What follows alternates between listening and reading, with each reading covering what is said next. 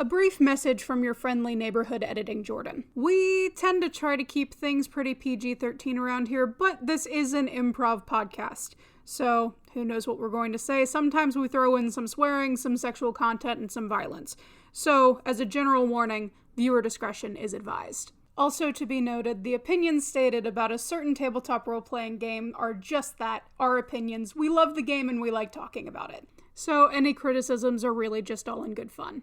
That being said, wizards, please hire us. All right, with that out of the way, let's get on with the show. Yesterday, so I'm not that tired. Well, I had to go to bed early because I had a final this morning. I was tempted to message you and be like, "Good luck, sweetie. I'm going to bed."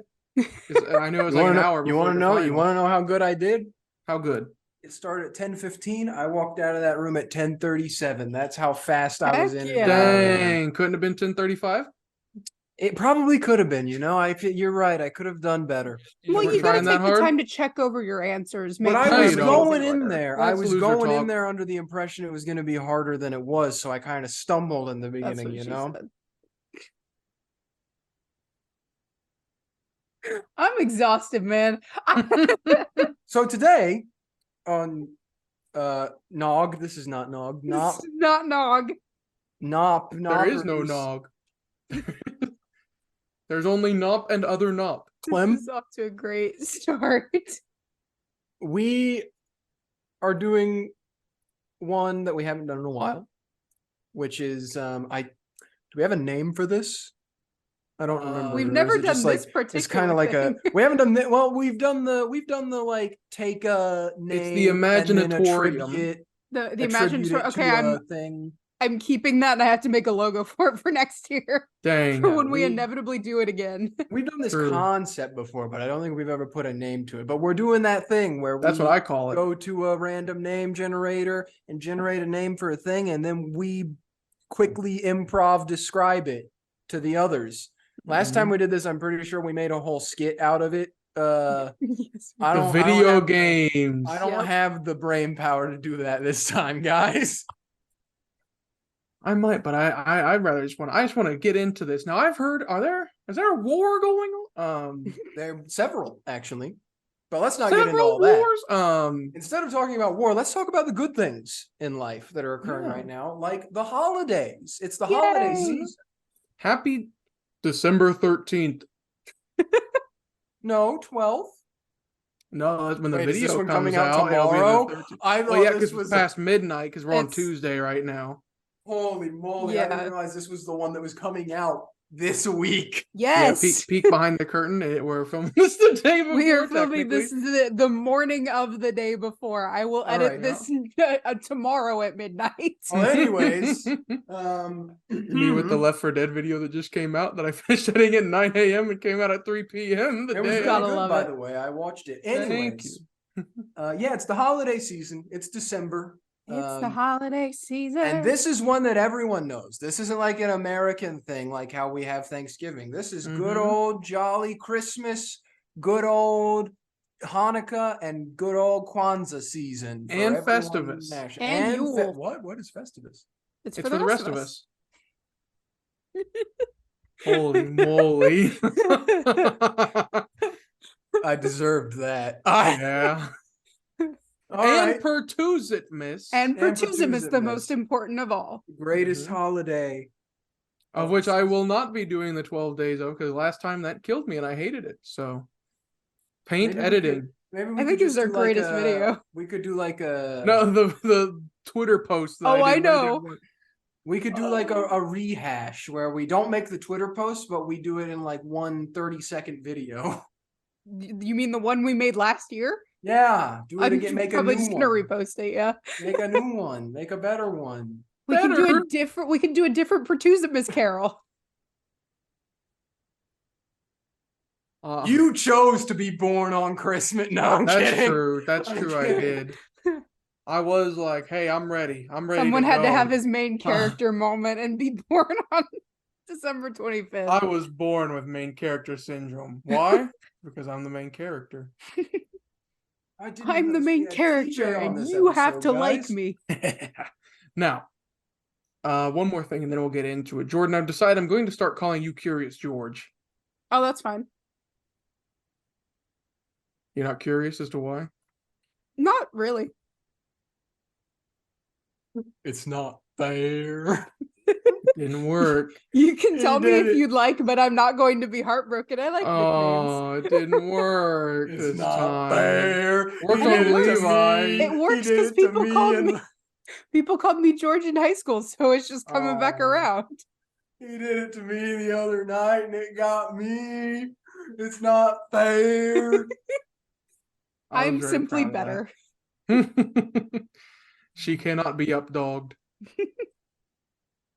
But can Like, Taryn find out next week? Probably not, He, though. he probably Maybe. can. He would updog himself for the bit. Hey, everybody, welcome to the Nat One Podcast, aka Nope, because nope, you're not going to want to hear what we're about to have to say. I'm Pertuset. I'm Levi. And I'm Jordan. He would find a way. So what we're doing? Yes. Jordan, explain the rules to the people at home. All right, so each of us has a fantasy name generator pulled up on our respective devices that we were recording this on. It is actually the Fantasy Name Generators. It's a website. That's what we use for all of these. And this one is a holiday name generator. So we have each generated 10 random holiday names, and we will be okay. We're doing two things. So one, we're looking at this like a DM coming up with a holiday for our players in our D&D world. Yeah. But we also have to find an in-game reason for the holiday to exist. Yeah, lore. There's got to be the player side and the lore side for the holiday. Now, no one said they had to be good reasons, but Precisely. there had to be reasons for both. And that's where we start. Now, only 3 holidays. That seems a bit bland for one whole world, don't you guys think? I think we should come up with 9 holidays. Okay. There's a bee. No, that's what makes it all the better. I hate bees. But they're so cute and fluffy. Jerry Seinfeld. You like jazz. Okay. Start randomizing and get ready to pick your name. I'm just going to click it a bunch and eventually stop. Oh, I did that like 10 minutes ago. oh, Um, oh! I got a good one.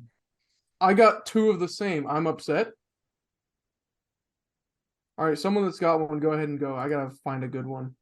Okay. I do have one. Okay. Oh wait, Levi, you want to go? first. Okay, No, I'll you go first. I'll go first. ahead. Okay, I have All Souls Feast.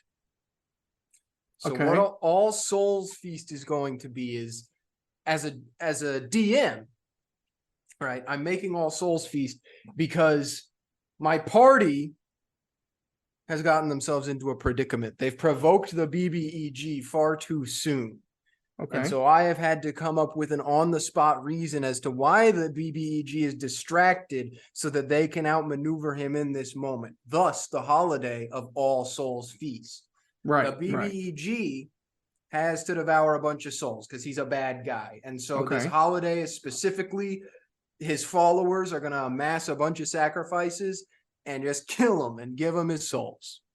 But in lore reason, this is because obviously the BBEG is a big bad guy, but he needs these souls in order to fuel his dark arcane powers. He's like an evil lich or maybe some kind Yep. of dark wizard. Got it. He's Yep. pulling the power of the souls of these individuals into himself so that he can remain the most powerful in his nation or whatever it is that he's ruling over, so that no one can overthrow him. So they do it every year so that he can always remain on top. I got lost in the sauce. What are the players doing about it again? No, the players aren't stopping it. This is just an excuse for the players to get out of there because the BBEG has a reason to not be, like getting them right now, because he's distracted with the He's soul, eating souls. with the soul toast. Okay. So, does he have a soul bib? Is that the preferred delivery method, toast? Both of these things I think would be true.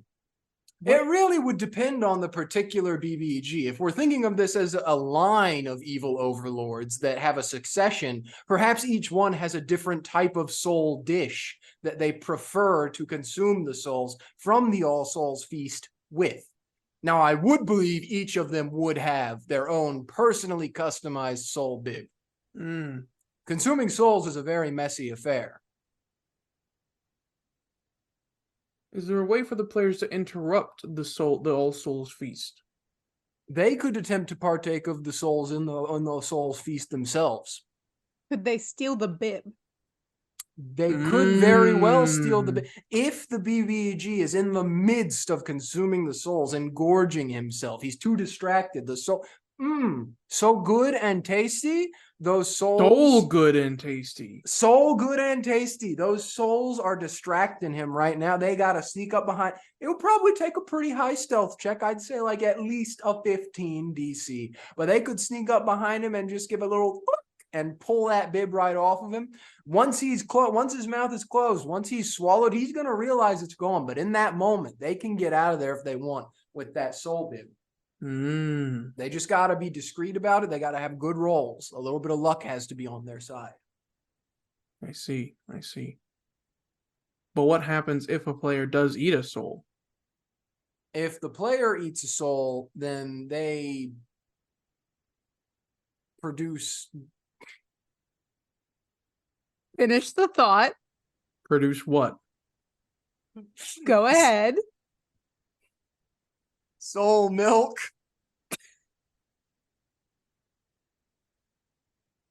How? And most importantly, from where? Both of those questions have a singular answer. How any humanoid would be generally believed to produce milk, and from the place they normally would be believed to. Okay, the what ear. If playing a reptilian character. Then in that case, we will have to go on an extremely long-winded discussion about the soul's origin, what race they came from, and how consuming it interacts with your own DNA to formulate a specific hybrid between your race and the original soul's race. What about birds? Those ones you lay soul eggs. What does soul milk and or soul eggs do? It's just like a more nutritional version of the original food, but it can only be produced by individuals that eat the soul, the prepared soul dish. You can't do it with a raw soul. You can't do it with a raw soul. It has to be like a prepared dish beforehand. But you also see the BBG, he's been doing this for a while. So he like knows how to, it's like the puffer fish. How you got to like cut around that part in the middle so you don't kill the person eating it. The BBG knows how to do that. He can avoid the milk and the eggs. So what I'm hearing is you've basically just laid Terran bait so that way you can make Terran lactate. You know, I don't know exactly where what I'm you got hearing. such high praise from me, but Not praise. I don't think that such a thing was really in my mind until you said it. No one else is eating a soul in our group, at least. Or has done so. An argument for Saladin on a technicality. True. Would he be lactating as well? I'm going to keep saying it because you're the one that described it as such. You wrote yourself into a corner here, bud. Well, it depends. In this situation, is Saladin the BBG lich person or is he the intervener? I would hope he's not the BBG. When did he eat the soul, technically? When he made the deal with Ouijas to become one with them. Yeah. Would that have been BBG status? Would he have known to cut out the pufferfish It would soul have been sack? as powerful as this theoretical BBG in that moment. Would he have had that knowledge, though, of cutting out the soul pufferfish sack? You know, I feel like he would, but he wouldn't have acted on it, knowing Saladin. All right, okay. I have the answer to He's my a weird question dude. about his soul milk. But perhaps. No, I'd like to go to a different holiday now. Thank God. I was waiting for one of you to say we can move on. I was just gonna let keep you yes going. ending. I was until one gonna of see how you far said you we take it. could move on. I didn't want it to just go out with just a simple, yep, this is it. So I had to keep going at you. Keep digging the hole deeper. All right, who's next to dig their own grave with a I holiday? have one. Okay. All right, so my holiday is called Feast of Nightmares. Dang, another feast. Okay. Another feast. So this is an annual tradition. It is to bring good luck, and it's not like on a New Year, but it's like how like some cultures have New Year's that don't line up with the like typical calendar. So it's kind of like a New Year's thing. And so the like community comes together and everybody writes out like their worst fears and their nightmares together. And this is in an attempt to like kind of like the opposite of manifesting. So you're trying to like ensure that this doesn't happen in the coming year and bring yourself good luck. So everybody writes out their worst fears on a piece of paper, and then you eat the paper. Okay. So it's like a form of dream catcher. Yeah, so like your nightmare can't come true if you ingest the paper. And so that's the like mechanical thing. In reality, this is a long-standing tradition and the origin has been like long forgotten to time. This has nothing to do with actual nightmares. This is actually a yearly sacrifice to the god of paper. I see. Does it actually keep away nightmares? Some people think it does. Mostly it just it fucks up your stomach a little bit because you should not eat paper. What if they fold the paper into various origami creatures? Does that affect the outcome? I feel like that's a fun thing, like how we have Santa Claus. If you fold your paper into fun shapes for kids, it's more fun for the holiday. So they'll do like paper folding things, and so More yeah, digestible. more digestible. And I mean, because like the kids eat a lot of weird stuff, but if they're told to eat paper, they're probably not going to want to eat paper, even if they were already eating paper. So like you got to fold it into a fun shape, and it comes in like fun colors and stuff. So like, yeah. So, but like, here's what I'm thinking. You got a player. They partake in this. Like, let's say you got your group of players, and this event happens in the world, and they get told about it. They have no reason to distrust it necessarily, but every player's like, I'm not doing that. That's weird. And one player's like, I will do it, and they do it. And then later they encounter a literal nightmare, the evil horse. Are you gonna do anything for the player that ate the paper? I'll give them like maybe advantage on initiative. What if Dang. the paper they ate was in the shape of a horse when they ate it? Oh, then they get advantage on attack rolls. That's what I'm talking about. Man. So the shapes do matter. The shapes do Shapes matter. do I mean, matter. it's one of those things that like you don't realize it until you're like it sounds like a silly superstition and then it like matters, but most of the time you're not in a situation where you would be like encountering a wolf if you fold your nightmare into a wolf for some reason. Like why would you encounter a wolf? But like if you do, then yeah, you can hit wolves better. Another question. If someone for some reason got like halfway through the process and they were like, oh, I'm going to fold my nightmare into a lion, but then they don't get to eat it, they don't get to finish it, would their nightmares then take the form of lions and assault them in their dreams? Hear me out. Would it be more effective if it was lions or Pokemon? What if What? That's a lot of lions. I know what you were going for. I'm not letting it detract. I'm not letting it go.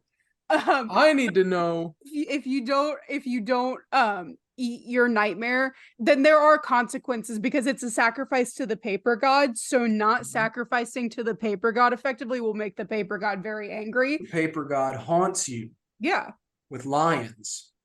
Well, with lions, and also like you'll just get covered, like you'll just always have paper cuts. Oh, So like you'll go to wash lions- dishes and you'll realize, oh God, there's one like right in the crease of my finger that in your wasn't there. dream, Ouch. in your dream, the lions maul you, but you wake up and you're just covered in paper cuts instead Like of being Five mauled. Nights Not at even Freddy's covered, movie. because like if you're covered in paper cuts, then it's gonna hurt Then all it's the almost time. it's like a But it's uniform just vein. like, yeah, It's but just then like in you very just have inconvenient one. places. Oh, Yeah. not between the thumb and the index Yeah, finger. in between the fingers, like when you get like that cut right in the corner of your mouth from Ah! something like that. Yeah, it's Oh, the like paper that. god.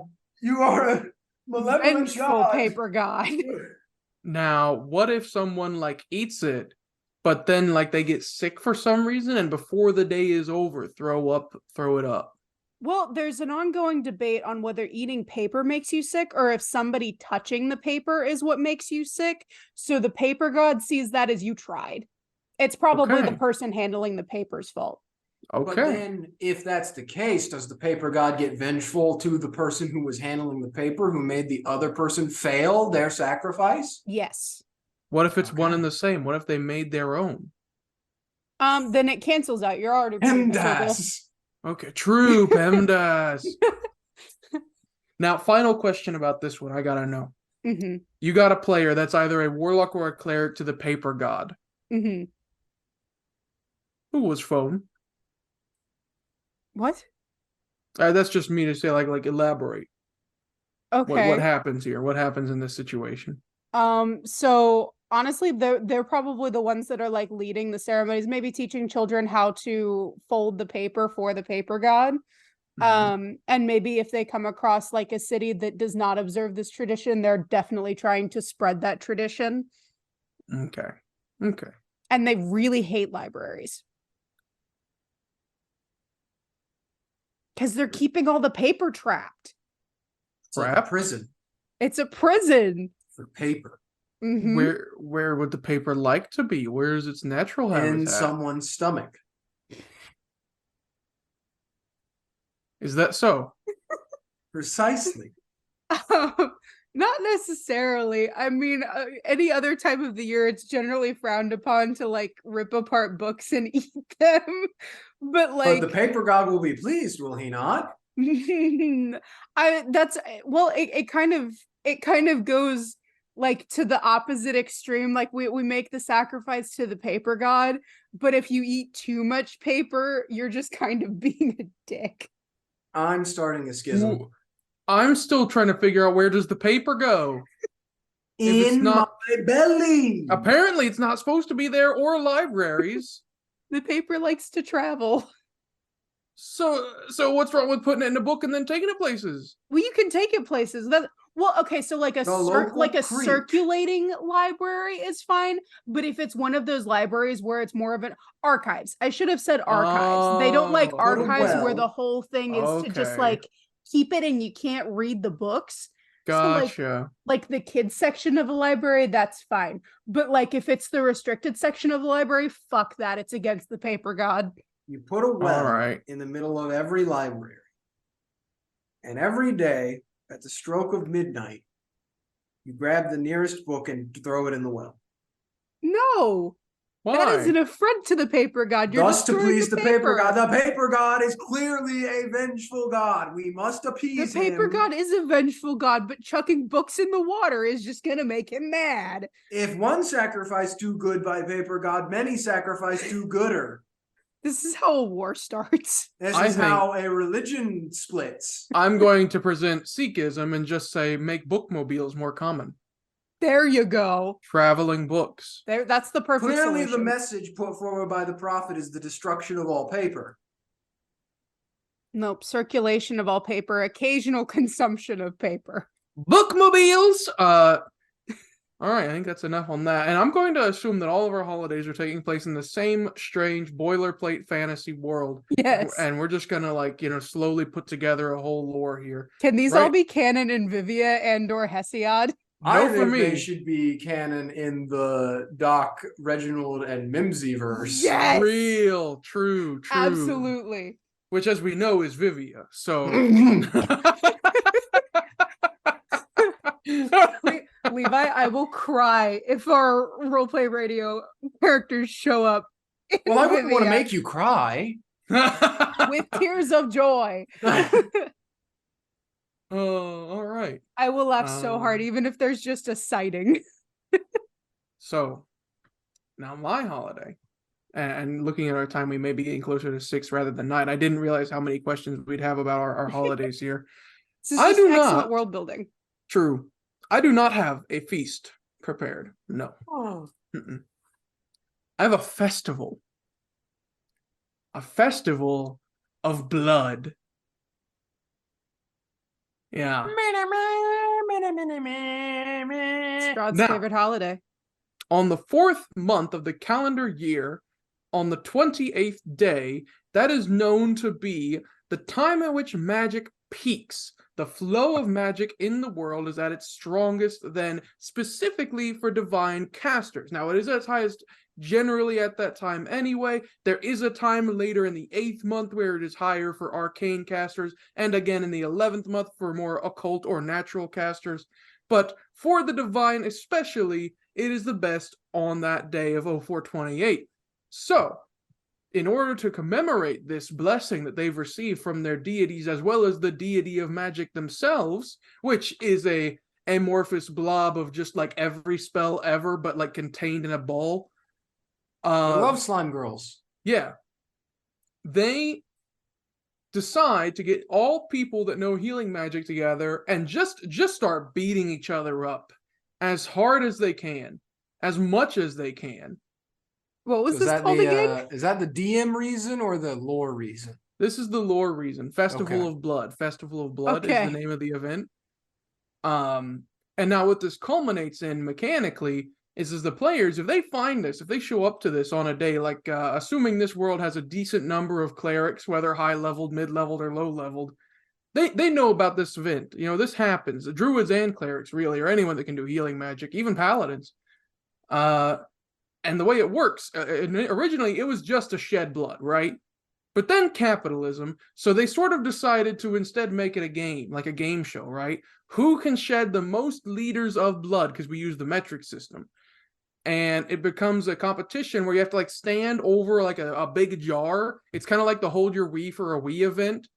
You have to stand over a big jar and you have to like go in a team. So it's like you can go up by yourself under a big jar, or you can be in a team for a big jar. So alliances are formed, and this is how cliques and different like devotees of different gods get together. So the more popular the god, more likely they're going to win, so on and so forth. Or you can go as just your adventuring party, get them together, you know, get a team of 5 or 6 people, go up on the Wii for a Wii billboard with a jar underneath you, and they just start beating each other up, and you know, got to use piercing and slashing weapons to bleed a bunch, because bludgeoning's not going to do it very much. Except for internal bleeding, but that doesn't go in the big jar. And then if they fill up the big jar, they get a reward and something, you know, maybe a plot line, maybe a quest hook, a dinner with like the king or something. They get to figure something out, or just a normal prize like money. Do we get to keep the blood? Yes. Okay, I'm sold. Are weapons predetermined, or is it bring your own? Is it BYOW? Well, Okay. Is there a Are selection custom to... weapons allowed? Oh, As long as they have some sort of like slashing or piercing implement on them that could draw blood. you can do anything so long as you don't get caught. So like if you got just a normal weapon, obviously you're fine. But like if you get, I don't even know if there's such a thing that does like extra blood, like extra slashing or piercing damage. mhm. If you do get such a thing, and it's something that's abundantly obvious, like a baseball bat wrapped in barbed wire, you're probably gonna be like, hey, nope. Can there be weapons provided, or is it just preferred that you bring your own? Or is it like a hard and fast, you have to bring your own? It's one of those things where like you can get one that they provide for you. They're all mundane, Mhm. but like they go out of stock quick. So if you don't get there in time, all that's gonna be there is like maces and Gotcha. clubs, which again obviously are not helpful for this event. It's a great testament to how much you can heal, because especially, now we're going to get a little real with it, if you think about the way that we play, where we just do spare the dying a ton, that wouldn't work super well on this event. It's about how many numbers of HP you can heal rather than can you keep everyone alive? Because you need more blood. So it's about more HP healing. I think that also brings up the question, the semantics of healing spells. Do healing spells replace the blood that you lose? Or something. I like to think of it as like a temporary placeholder. Like you got magic blood, and then after you get your long rest, the magic blood's replaced with real blood again. Okay. Gives it the depends heart on time DM to- interpretation. So Which it's like is an all of instant us. transfusion.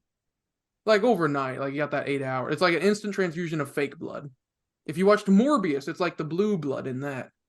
For me, I would Morbid say that it would be like a healing just rapidly brings your body back to the speed that it would have healed itself, but it uses the resources your body would have used to heal itself. So eventually you get healed too much, you're going to start getting points of exhaustion because you're running out of bone marrow.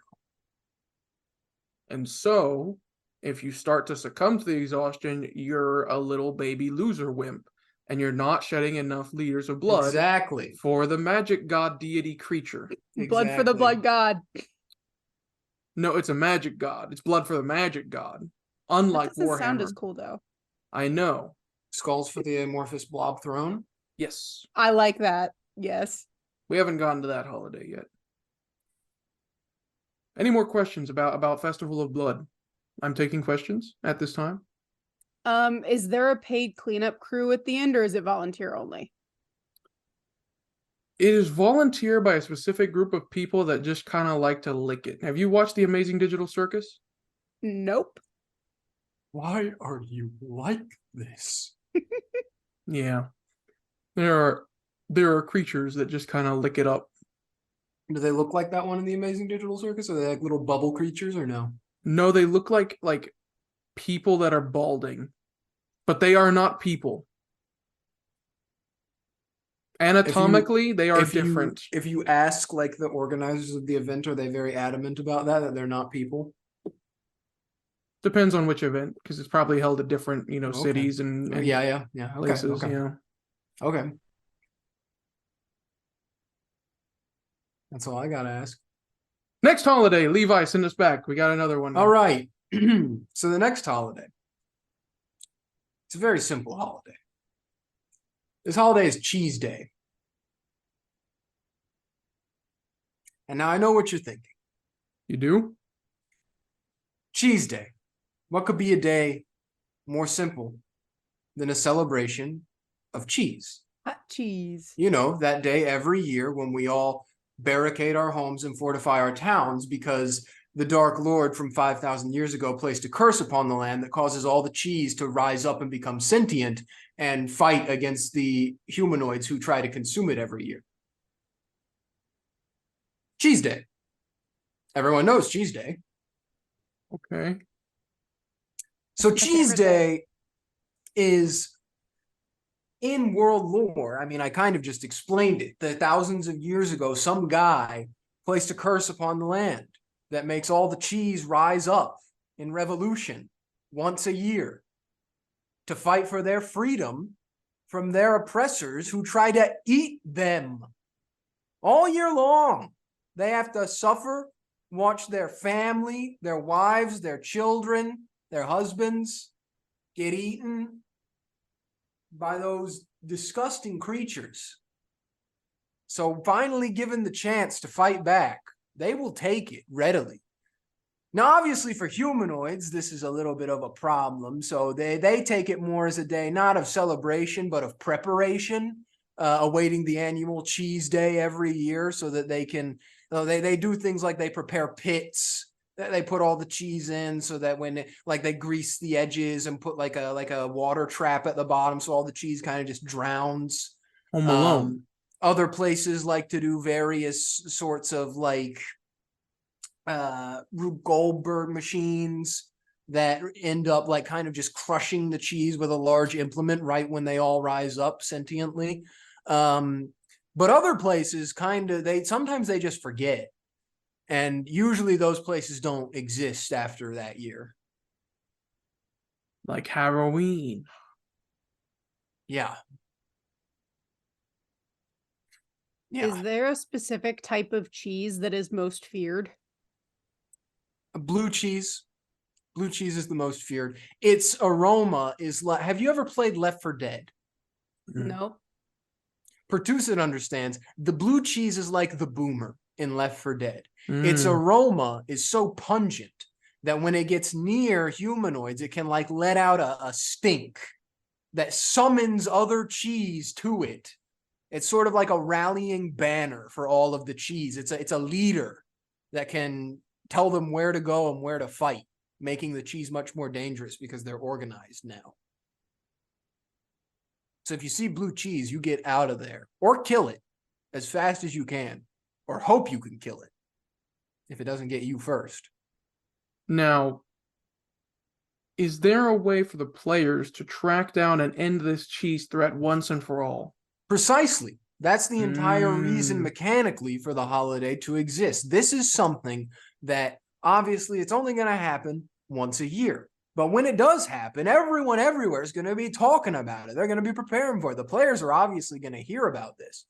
So they can choose to get involved if they want, or they can just choose to ignore it. But if they do get involved, this could perhaps tie into the main overarching plot with that Dark Lord being connected to the current BBEG in some way, or perhaps it could just be its own subplot where the players go off and defeat this great travesty by finding the Cheese Lord.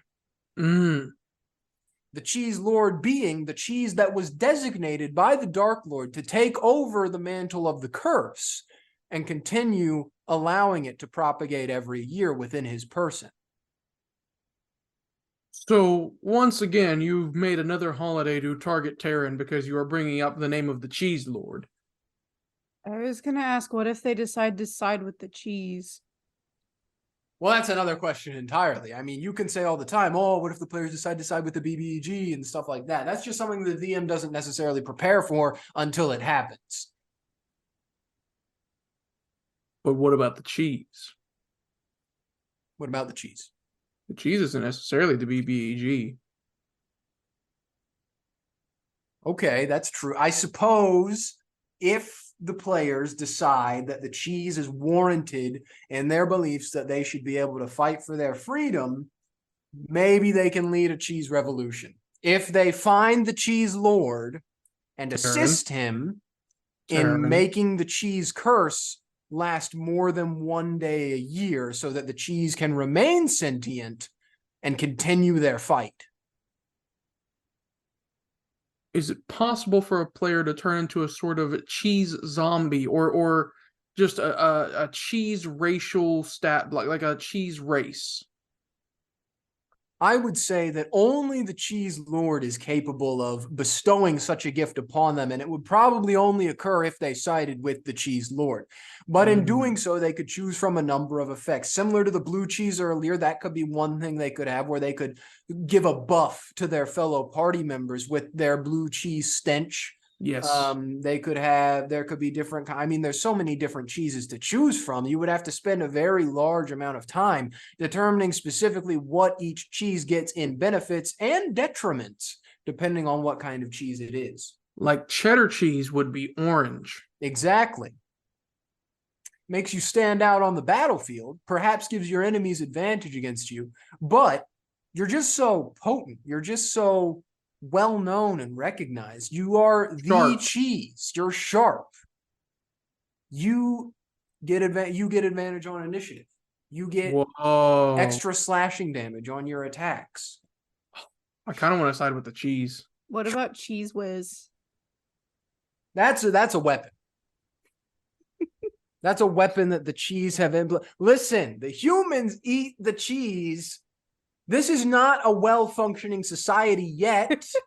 They haven't had the chance to fight for their freedom for a prolonged period of time. They're going to use everything they've got in their arsenal. They only have one day a year to wage war. Including Cheese Whiz. Because, think about it, if the cheese becomes sentient, that cheese, it's like the library from earlier. That's a cheese prison. They're freeing their allies while also spraying them all over someone to become constricted by them. I was going to ask if that counted as cannibalism.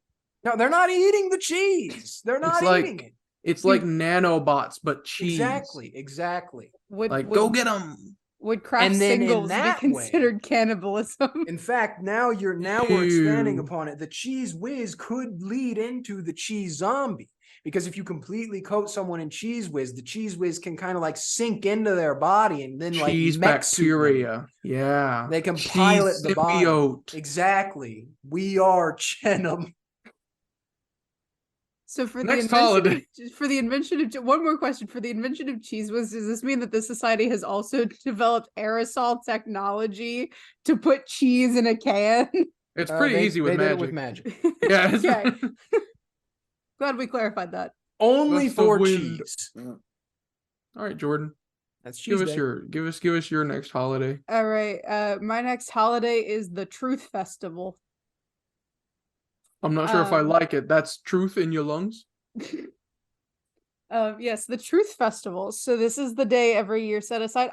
Honesty is a virtue. It's a good thing, right? Like we should all be honest with each other and just be like, because if you're honest, you're a good person. And so it's just the day set aside every year to promote honesty and I just like clearing the air between neighbors. In reality, it's a government surveillance tactic. Tell on your neighbors. Go ahead, do it. You are harboring cheese under the floorboards, aren't you? Holy moly, you did not. Okay. Now, but this is like boilerplate fantasy world. There's not a one world government, is there? This is like a highly localized thing. This is not like a widespread thing. This is like one area that's like okay. deeply troubled. And so this is like a government surveillance tactic trying to quash rebellion. The evil so, witch like- with All Souls Day. Yeah.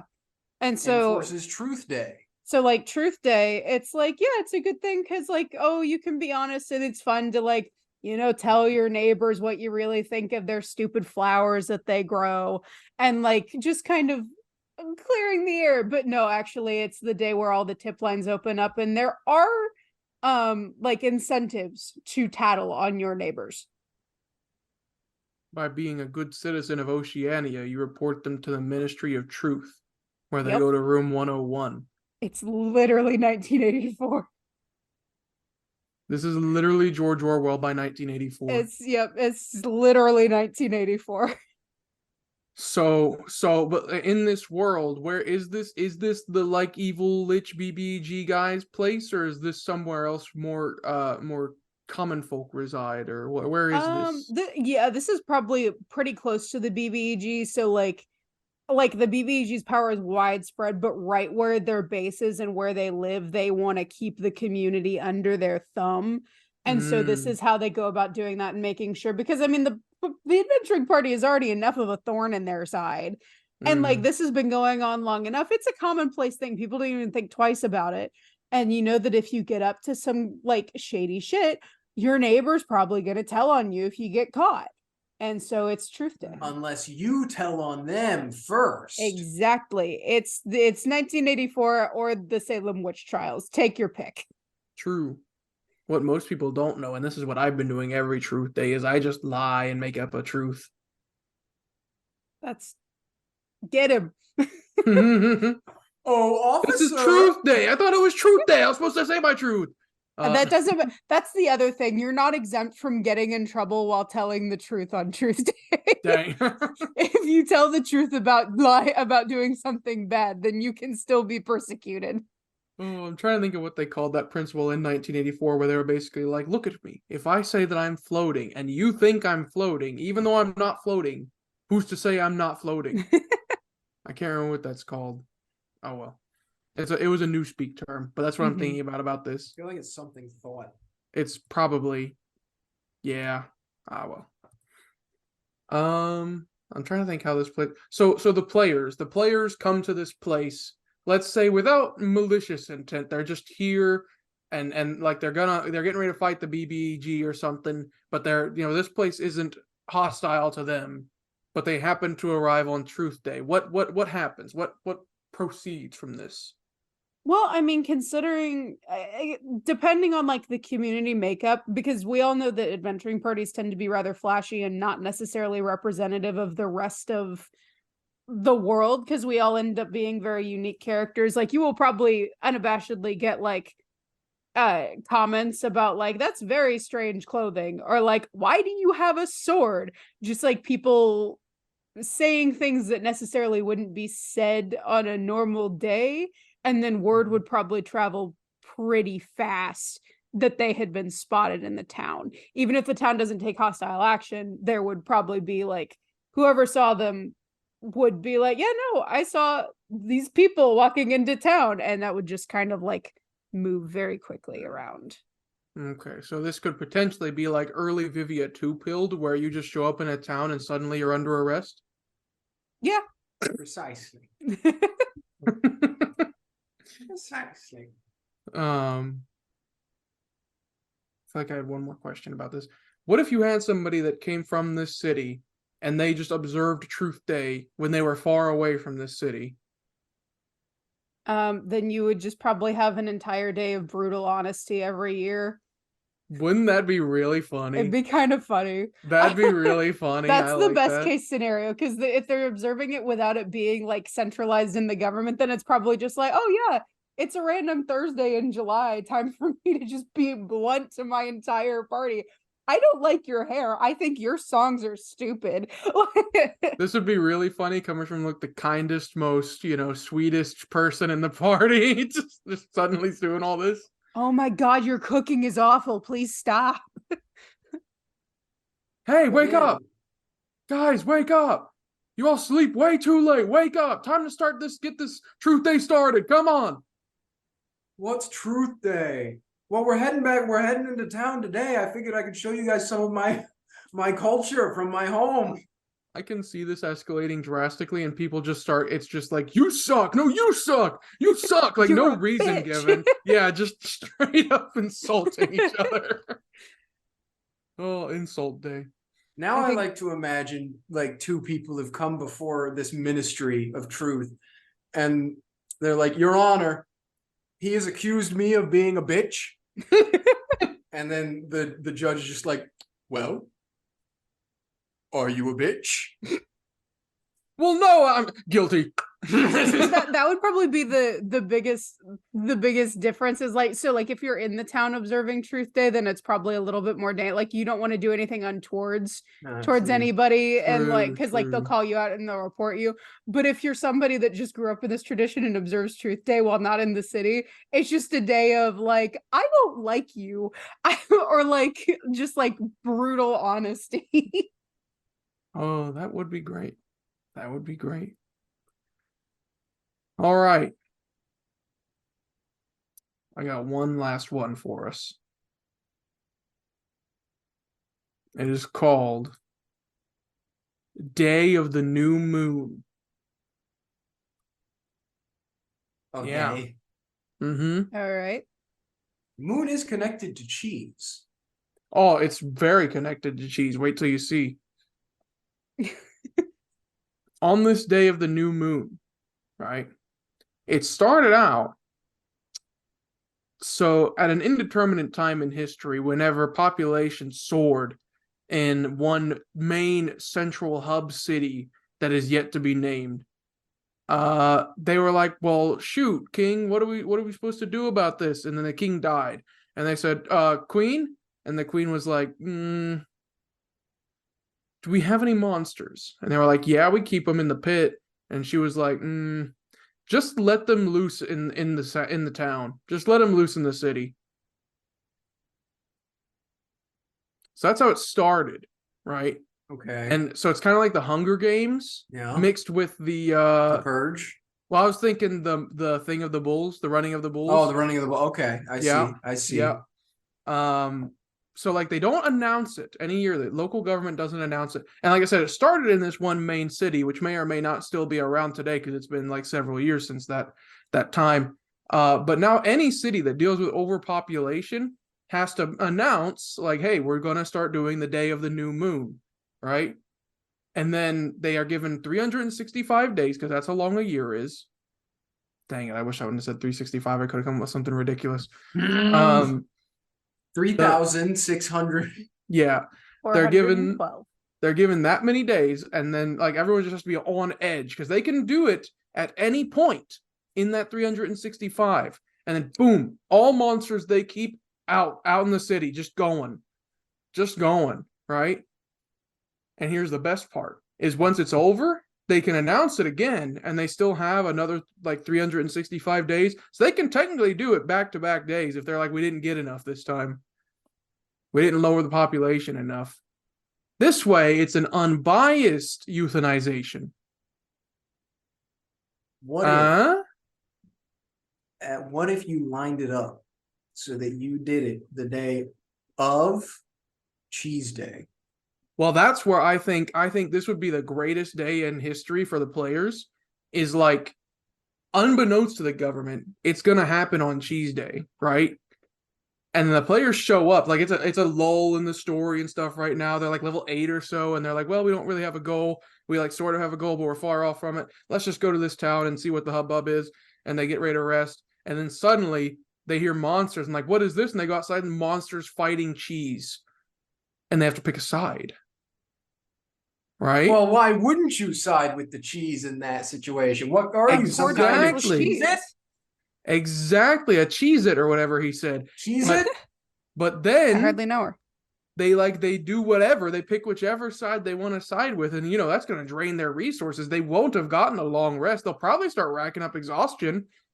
And then the government's like, all right, we're going to do it again, and it starts now. And the cheese interrupted, so we're starting to do it. We're doing it again. And so now they got to fight more monsters or run from them or something. Wow, imagine doing 3 major combats back to back to back without a long rest in between. I can't imagine ever doing that in Dungeons and Dragons. You're about to. You're about to get to 4. No. No, please, God. I like to imagine this world in like the way that the main character in Oblivion can like go around and ask NPCs about rumors. And you just walk up to a random person on the side of the street and you're like, oh, have you heard any rumors? And they're like, oh, haven't you heard? Renthara's Day of the New Moon was brutally interrupted by Cheese Day. They say the cheese spared no one. Very true. You just have to be like, what do any of those words mean? That would be really fun. That's kind of the way, though. That's kind of honestly how you do it. Because you can make a giant lore document that explains every holiday and everything that happens in the world. Your players ain't going to read that. I'm sorry to say. Maybe one. I do. What? Yeah. I read all of it. I haven't read since like the 3rd week. I keep updated very frequently. So, honestly, the best way to do it is just do the Oblivion NPC type beat where they just go like, haven't you heard? This event is happening. Shove it down their throats. They'll probably like it. They clearly like it. Honestly, if Cheese Day happened, I would probably like Cheese Day. I would love Cheese Day. And there we go. We now have 7 holidays in our world. 7? 6. Yeah. Plus Halloween. That's already been established in one of the roleplay radio. Okay. Yeah. God, I forgot. I can't wait until the Feast of Nightmares. Yeah. I can't wait until the conjunction of the spheres where all of the holidays manage to fall on the same time. That would be insanely difficult, but cool. It only happens once every 10,000 years. There's our roleplay radio Christmas episode. It only happens once every 10,000 years. That would be the greatest festival of blood ever. Except all the blood would have like cheese bits in it. One and all. Oh. A symphony of war. And cheese. The Cheese Blood Moon Festival. Cheese Blood Moon. Don't forget Nightmares. Blood Moon Cheese. Blood Moon Cheese Nightmare Festival. Day. I don't know. An asterisk on the end underneath it. Bring your own weapon. Yo. Paper not provided. Paper. Bring your own weapon and paper. Biawap. True, Biawap. Last thing I was gonna say is another option I had that I chose not to take that was on my list here was just called Labor Day, and I was gonna say that straight up just Labor Day from the real world. It's just Labor Day from the Bible. Labor Day from Devil May Cry. I kept getting stuff that was like Festival of Love, Festival of Fertility, and I was just like, I can't just be like set. Oh, I like Celebration of Construction. That would have been a good one. That's what I got that one. I also have Fest of Sleep. I had Food Feast earlier, as opposed to what other kind of feast? I don't know. Paper Feast. Teacher's Fest. Feast of Souls. Yeah. Festival of Safety. Okay. I want to go to that. That's just when we do the safety dance. What is Fest of Cows? Oh, I have that one too. That's for next episode. We're gonna gonna have a Clean water feast. That's actually Festo of Cows is in the timeline when the cheese win. What is the Diversity Feast? And so they use the cows to propagate. Huh? That's the timeline where the players help the cheese. We're getting on it's too much lore. We're getting into like multiple timelines. We gotta shut it down. Shut it down. End the recording. Hey, we hope you enjoyed the episode you just listened to. If you really like our content, make sure to like, subscribe, and ring the bell for notifications on YouTube, and look for us on Spotify. If you'd like to see us continuing to do more fun projects in the future, consider supporting us on Patreon. You can find our page linked in the description above all of our other social media links. And finally, if you'd like to keep up with the zany shenanigans of our lives and check out some more skit-based content and things like that, check us out on Twitter and TikTok, links in the description. And hey, thanks!